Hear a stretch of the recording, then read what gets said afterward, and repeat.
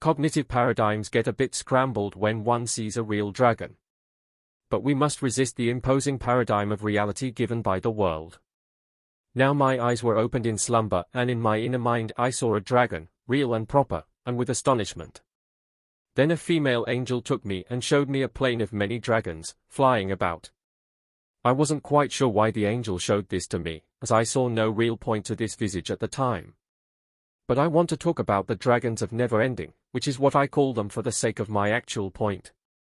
Now when we practice stillness of thought, we can detect thoughts coming and going, one after the other, erratic, relevant, and never-ending. That is why I call them the dragons of never-ending. I am assuming there are these beings, dragons in this instance, who influence our minds like this, and impose this merry-go-round in our brain. Of course, stillness is a key to enter into the realm of heaven. And we think also of why it is written that the natural mind is hostile to God. But we are not against our brain, we must help it and love it. Now we don't take a spear and stab the dragon, rather we just practice stillness, wherein is a natural resistance to opposing beings. Don't go chasing dragons. We keep our focus on our Savior, to whom we belong. It was Neville Johnson who spoke to the biblical Enoch. And, as I recall, Enoch told him we should quiet our mind every day and think about nothing for 1 hour, and from there to begin sensing the spiritual until one's eyes open even more. Now this nothing, to me at least, is not absolute nothingness, rather a temporary practice of, at once, a sort of forgetting of everything old, or the old paradigms, and willingness for new, and at once, a keeping of self-awareness of one's own wonderful being and beauty in the setting of the presence of God, and in stillness. Because one needs a platform of self for the expanding stillness and stretch of the newness of lovely thoughts. One wonders, considering the strange world of quantum creation, if the quantum field gets confused by our minds.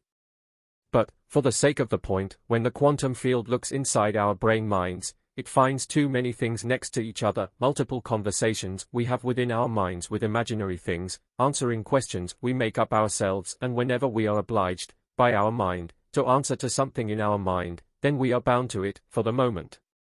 Imagine a mind that is lucid and quiet and sharp. The creative field likes this, there are no distortions. The creative field likes realness. The mind of the brain is a quantum modulator, if we can use such language. I think here of Vincent van Gogh, the painter. And who knew of his clandestine talent as a writer? His letters to his brother shows, to me, such tenderness, or for the sake our point, a realness.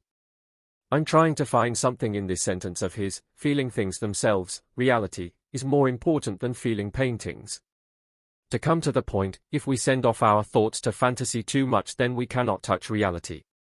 Our mind must think of real things, a ditch in the road, a house in Dubai, a real flower, the stock market. We must feel things themselves. This creates an interface. Having a dream is good, but wayward fantasies have to grate a wing to touch the quantum realm. In this vein, I find the painting of Van Gogh, The Potato Eaters, which is the image above, speaking to our point. These peasants, however distorted, touch the land, touch the ground, touch realness, which is the potatoes, in our forced metaphor. We will eat what we touch, we will produce what we touch. We must touch God and we must touch potatoes.